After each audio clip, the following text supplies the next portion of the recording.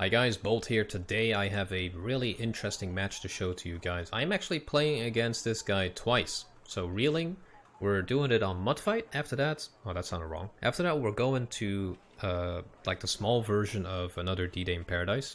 I forgot the name of it, the 1v1 variant. Which is like one of my favorite maps to be honest. But he is playing with a division or deck, I have no idea what it is. I think I saw some Scandinavian units, so I think this is like Scandinavia general, because I did see some Leopard 2A 121s. So I am playing as Commonwealth Motorized, and this is basically the most, optimal map for this deck. Maybe Tropic Thunder, or yeah, only Tropic Thunder really comes to mind. That's where this deck is really good. Like big town fights or forest fights, you want motorized or mechanized as well, but Commonwealth Moto is super strong. Anyway, so the plan here is to basically ignore Fox. We're just capping it with a command, and we're putting like an LAV tow right here. We have some infantry going to the middle town, and over here we're putting some recon and ATGMs. Now for the left side here, which is usually like the hot spot, I'm not directly going to the town. Rather, I have units moving right here so that I can cut off the enemy's advance. So I'm moving some Vickers Mark 11s here, and I'm moving some TOW 2s. So on the left, what I also do is get some infantry to still get something to go into the town. So I have some commandos, some Highlanders and Gurkhas to try to secure this left flank here. But the main bulk of my forces are really going into the center, which is not that common for this map. It doesn't really happen that often. That's how I like to play it. I like to mix things up. But here we go. We also have some Wolverines for AA. Then we have these guys with the tows. Then we have these boys. The Vickers Mark 11. Really good cannon. 105mm, 17 AP, 60% accuracy, and 55% stabilizers. These were the original fast-moving tank destroyers. Now the enemy is really just putting everything into the town. So he has 2 automatics, he has a lot of infantry, STRV-121, IKV-105s, and some mortars, and those mortars will be doing a lot of work today. So he does something really good, which is to smoke off the town to basically make it easier for him to advance. But he did not expect this push. So LAV-3 Tuas with 70% accuracy and 25 AP ATGMs are moving up, together with the Vickers Mark 11s. And here we go.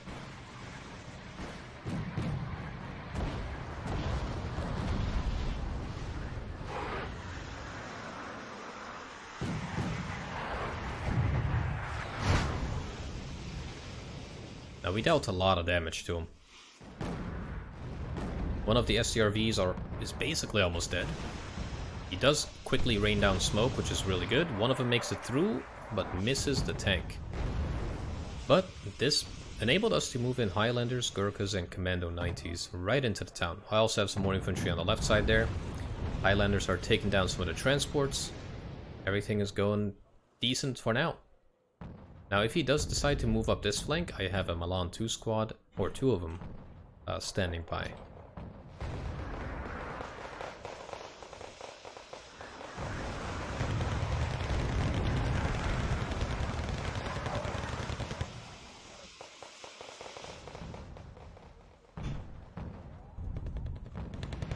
Now a lot of mortars will be used in this game, which is not a bad thing. They're being used very strategically, as you can see. This smoke right here made me fall back, and that enabled him to move up. So he did really well. So what I decide on doing here is at least, or instead, move up the Tua and the Vickers to this position, so that we can at least fire at them head on. So we have some Commando 90s here, which I'm using to kind of flank around and try to get some of the enemy's units. And if we just play it from my point of view, we don't really see an awful lot. So I'll stick it to neutral so that you guys have an idea of the entire situation on the battlefield. Now on the right side, which is common on this map, is the sheer lack of units. Now we could, you know, probably have moved up like 1 or 2 here and try to scout out these units, take them out, but it's just difficult to do. One of the IKBs gets destroyed by the Tua. Another one is fired at the M41, also hits and destroys that. And the last one is being targeted by the Milan 2 as well. So this guy is about to have a bad day.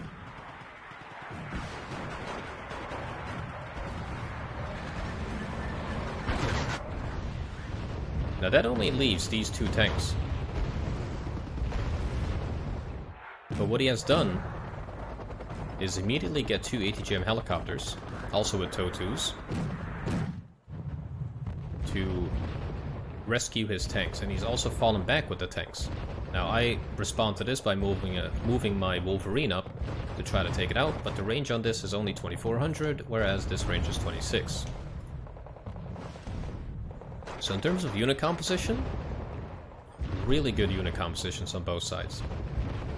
He has the automatic, he has tanks, he has infantry, helicopters, everything can support everything.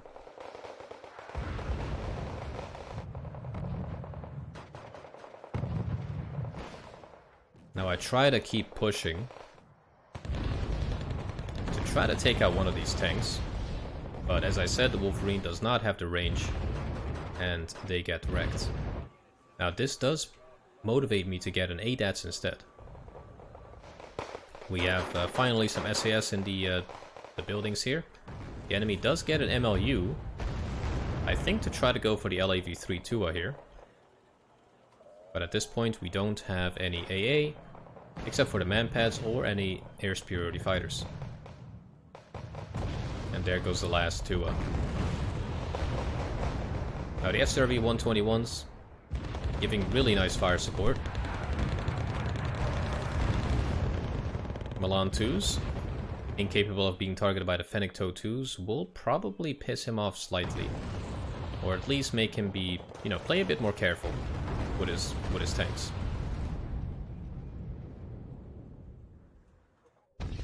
Now the 2 Leopards are still alive. Positioned really nicely, but there isn't really much I can do. Now the Commando 90s, I noticed is automatic. So I decide to move in my Commando 90s right to its backside here to try to take that out, because that is quite an expensive unit.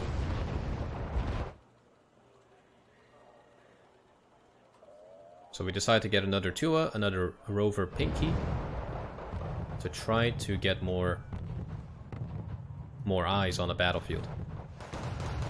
LAV-2s finally in range of the STRVs. We fire at the weak one, actually on the strong one, get a side shot. Another one fires at the stronger one but misses. And with that he is one lucky bastard.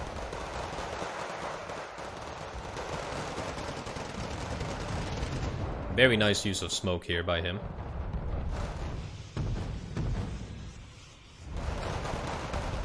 Now, me noticing this automatic, I immediately move in and take it out with the Carl Gustav M2, which is probably one of my favorite anti-tank weapons in this game. 60% accuracy and 18 AP, it's just wonderful. And there she goes. I mean, like, the best one, arguably, is the Panzerfaust 3 or the Vampire. In terms of, like, or the Apilas even. Like, those are like the top tier ones. But having 20-point units with Carl Gustav M2s is just great. Like, Gurkha 90s have the Law 80, which is also really good, obviously. 20 rounds per minute. But that's just nice. So one of these TOWs does miss or hit the STRV, and we actually managed to kill one of them. But that already deals a lot of damage to his armored capabilities. The only thing he has left is Fallschirmjäger, an automatic, and now he's deciding to basically redirect completely and just focus on the forest, which is a good thing. He doesn't stay fixated on one spot, which is usually what people do, and, you know, which is a bad thing. So we decide to get another command for Alpha, and the funny thing about this deck is I only had 4 commands in total. So I can basically cap these zones, but if I lose a command, that's it. It's not coming back. The NM125 does not like my recon, and I'm not quite sure how he sees this. But I guess he just keeps an eye on him. Like right now it's being spotted by these guys. Once it is in these positions, there's no way to know.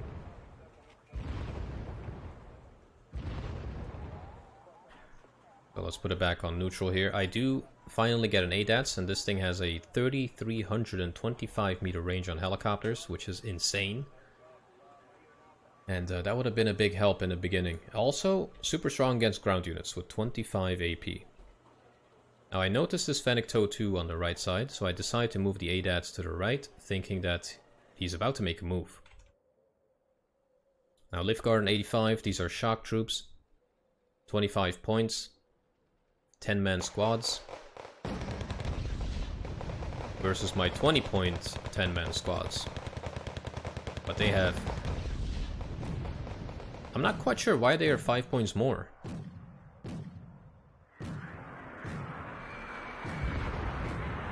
I mean, they have the Carl Gustav M3. That's one big thing. In terms of like overall weapons, I would say commandos are actually better. Like we got the better suppression F88 and the Mini-Me. Yeah, it's quite easy. I think the 5 points for 2 more AP anti-tank is fair. Because infantry is just the backbone in this game, so you don't want to really make certain units just arguably more powerful. Now here's another mistake that he made. One thing, and this is a lot of I think something that a lot of people do, I couldn't English there. When your units are split up like this, so 2 squads that make up one group, and you attack move, the guy in the front, or the squad in the front, will be engaged first, and the other squad won't be able to help out. So we were able to kill quite a few of those units without any problems. F-35 Draken WDNS, or as I like to call it, the Wands, comes in, drops some bombs. It's just a beautiful looking airplane. It's so nice. And that motivates me to buy a Eurofighter Typhoon. So the next time he comes up, he's going to meet some girth. He's not going to have a fun time. Now as you can see, he is indeed focusing a lot more on the right side here. And I also do that. So I get an SAS squad here to deal with any helicopters. We have a Rover Pinky, we have an ADATS here just holding position, and an ASLAV 25 Toe 2, which is definitely not enough to deal with all this, but at least it's a start.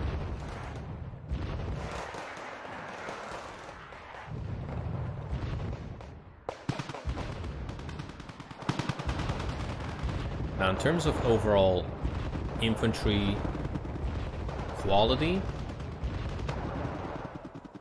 I am of the opinion that we are better. We got SAS, we got SASR, we got Gurkhas, Highlanders. He does have Fallschirmjäger, which is really good, but other than that, we have the better quality infantry. The thing that hurts me, though, is the price he transports. Because as soon as we run out of a few of these, like we're down to ASLAV PCs, which are 10 points each, versus his 5 points M113s.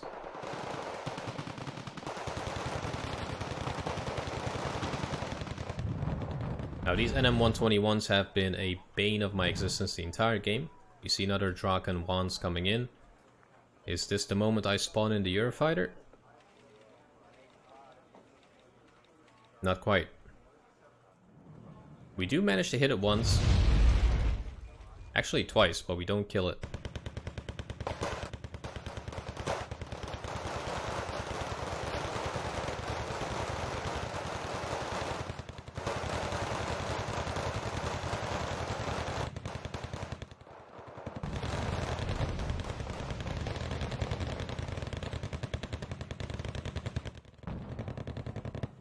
Now the relentless mortars that have been firing at me the entire time make me decide to get mortars of my own, so we call in these Bisons, 81 millimeters. and we start countering the enemy's mortars.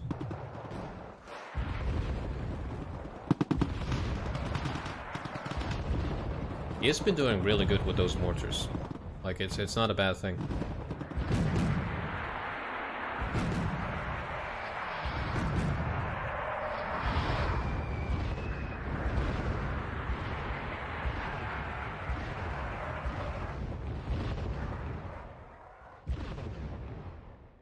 Now, we don't necessarily do a lot of damage, but these guys are worried and panicked, so that buys me a little bit of time.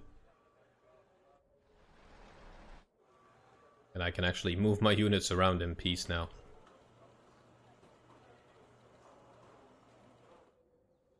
Now, what he has is quite weak infantry, and what he does, which is a good thing, is move back to repair his units.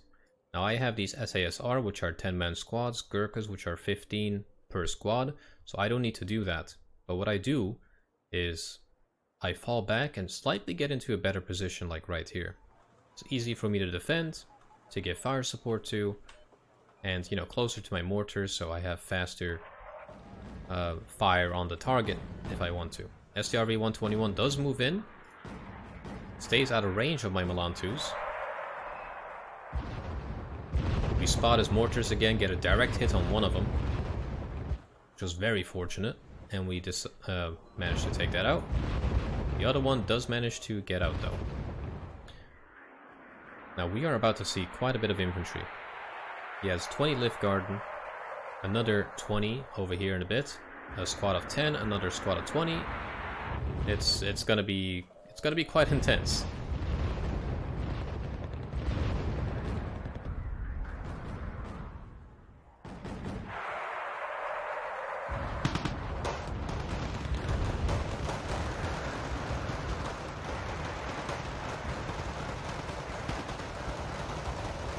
Now, this is where close fire support really proves essential.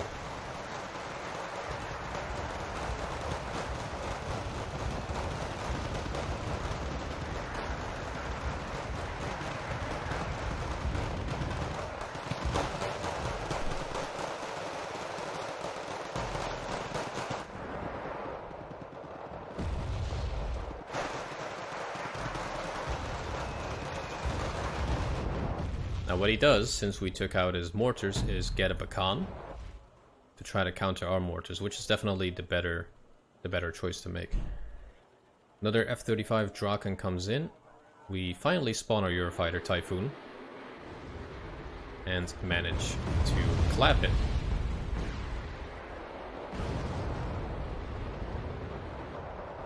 LAV-3 Tua fires at the STRV, but he quickly moves it into the town. That is one lucky bastard. We fire again, but miss again. So he's really just baiting our AT gems. I actually didn't even notice this. But this way, he's just draining our units from ammo. Pretty good strat. Now obviously the enemy had a bit too much infantry for me to handle. There's another squad of 37 Lift Garden coming up, or group. 20 Fallschirmjäger in the back are fully refitted. So at the moment we are in full retreat. I need to wait for my infantry to arrive, for some supplies to arrive to get these guys back on health and ammo, and just in general get more units. Now I do have another command to secure Delta. But for the moment I am holding, because I do not think that I have enough units here to defend the command if they do try to counter it.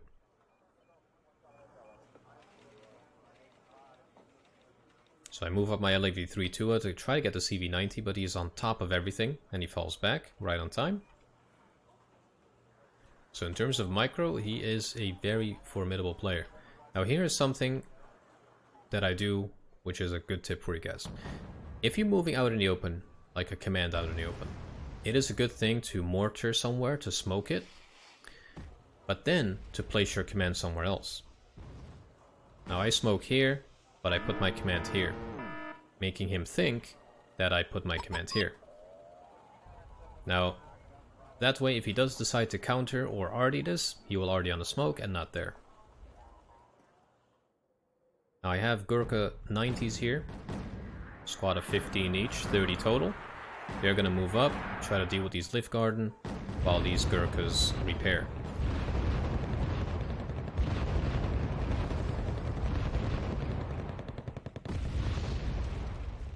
Now the Bisons are being very, very useful here. I did fire a bit too close to the command, so he does get engaged.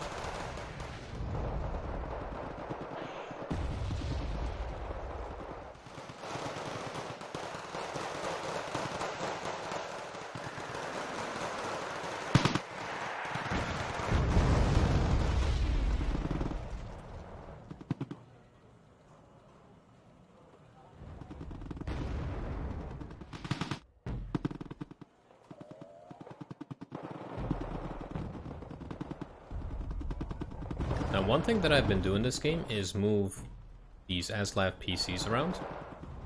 Because one thing that he does not do is really secure his flanks. Like on the right, sure, there's much you can, you know, move over there without him knowing. But these guys have been behind him the entire time.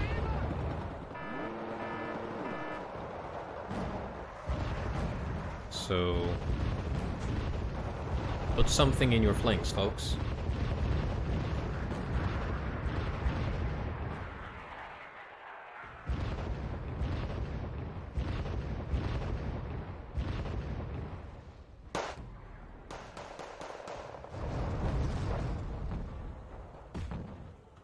Now we got another Draken Wands coming in. My Eurofighter is still chilling over here.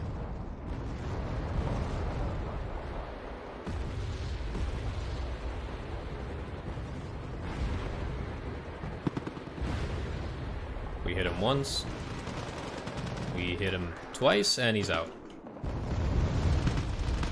He does manage to drop the bombs and kill quite a lot of our Gurkhas.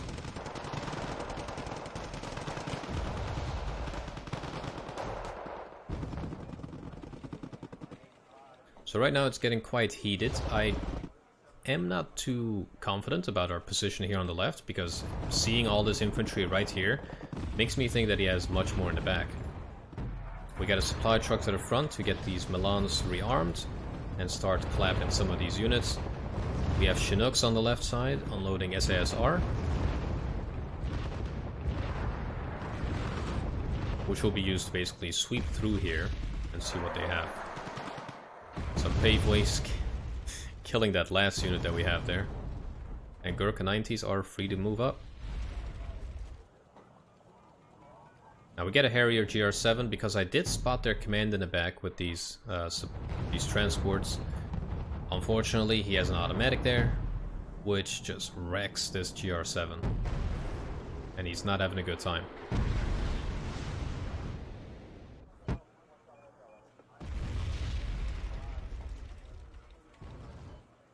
Now we are +1. There's about 18 minutes left here. One thing that I can really commend him for is not just leaving. He is actually trying to fight and win this fight. I see too many people just leaving because they're a bit behind. Like theoretically, he can come back from this quite easily. He could do a push on the right side and the middle simultaneously and just ignore this left flank. You know, there's like endless possibilities.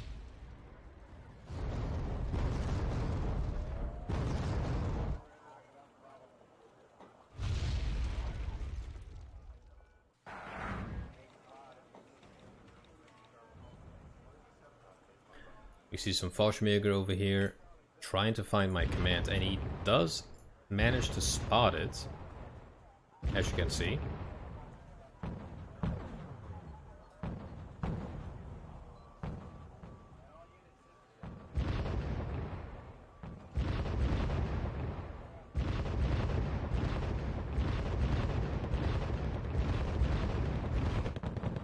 Basically, when it happens, since it is my only command, I decide to fall back.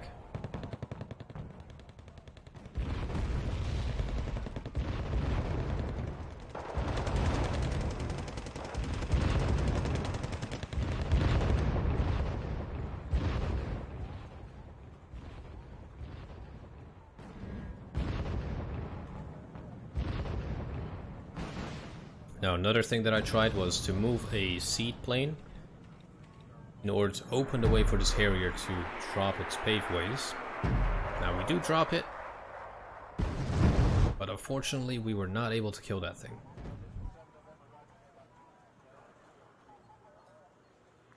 Eurofighter Typhoon spawned in to try to give that Harrier some cover. F-16 gets hit twice, but unfortunately we do lose it by that automatic. But all in all, pretty good trade. Now finally we get the upper hand here with our infantry. Artillery is just relentless. These Bekanns are just going 24/7 basically. Not quite sure on what. There is nothing there. So Gurkhas move up.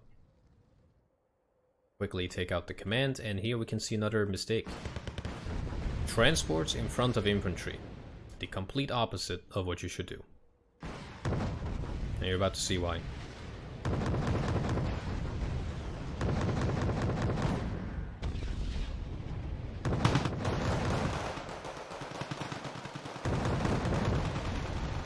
Oh, there you go.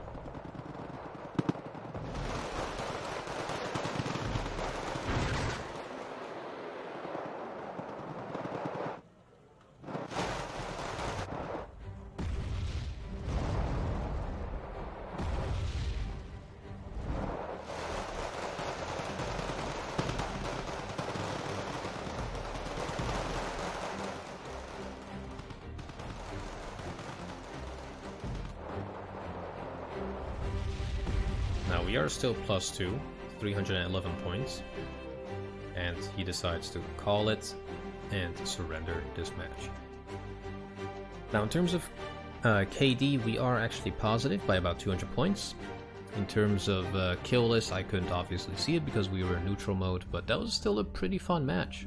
So I hope you guys did enjoy this one. There will be another one fighting against him on a different map, which was definitely more tense, and that was a live commentary, so keep an eye out for that. If you liked it, like, subscribe, comment, and I'll see you guys back in the next one. Bye bye.